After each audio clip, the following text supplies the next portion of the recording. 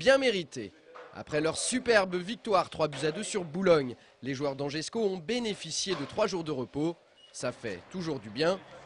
Au programme ce matin, une reprise en douceur avec un footing d'environ 3 quarts d'heure. En jouant dimanche, on est obligé de ne pas reprendre à fond non plus, ça ferait trop d'entraînement dans la semaine. Donc là, on reprend tranquillement dans une bonne ambiance et puis on se remettra bien au boulot à partir de demain.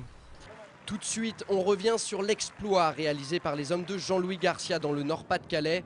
Et cet exploit se dessine dès la 34e minute de jeu.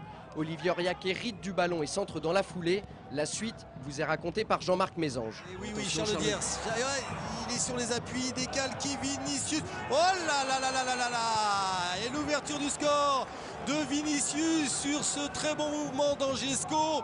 Pour sa deuxième titularisation consécutive, le Brésilien inscrit son premier but sous le maillot d'Angers. A noter le travail impeccable de Charles Diers qui décale Vinicius plutôt que de frapper. Ça s'appelle de l'intelligence de jeu. Dans la foulée, le SCO insiste et manque de peu le break. C'est la barre qui repousse la tentative de Fabrice de Marcolino.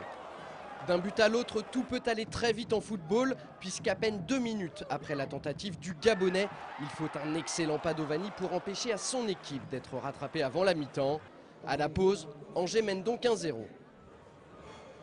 Au retour des vestiaires, le jeu a seulement repris depuis 18 secondes quand l'inévitable Grégory légalise pour Boulogne. Un manque de concentration qui, au final, aurait pu coûter cher au SCO. Il faut faire attention, on a quand même pris 2 buts, un but dans un moment clé à l'entame de la deuxième mi-temps, on aurait pu l'éviter. Après ce coup de massue, la réaction angevine ne tarde pas. C'est l'heure du show Charles Diers. Oh oui, très bien joué. Oh là là là là, fantastique but de Charles Diers. Quel beau but de Charles Diers à un moment où le Angesco en avait le plus besoin. Il met un super ballon de telle manière que les défenseurs ils peuvent pas trop sortir, elle est un peu fiante et puis après je prends le risque de frapper du gauche et puis ça réussit. J'arrive à la placer assez proche du poteau. Je pense que je surprends un peu le gardien de frapper à ce moment-là. Ça n'était que le début. Le festival Diers continue.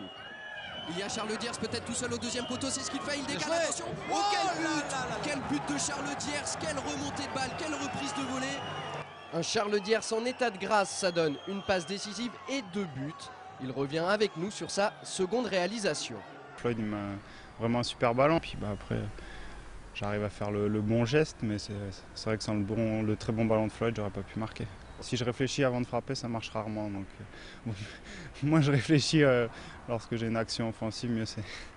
En toute fin de rencontre, Blaillac réduit la marque après que Marc ait trouvé le poteau de Padovani. Le score n'évoluera plus et c'est tant mieux pour le SCO. Grâce à ce premier succès à l'extérieur de la saison et à un 7e match consécutif sans défaite, les Angevins gagnent une place au classement et se retrouvent 6e. Ils pointent à seulement 4 longueurs de Boulogne qui conserve sa 3e place. Une soirée tout bénef. Très heureux, très fier de ce qu'a réalisé mon équipe, le staff également, parce qu'on a vraiment fort bien préparé ce match. Et tout s'est passé comme nous l'espérions. Je vous l'avais dit la semaine dernière, nous nous déplacions pour l'emporter.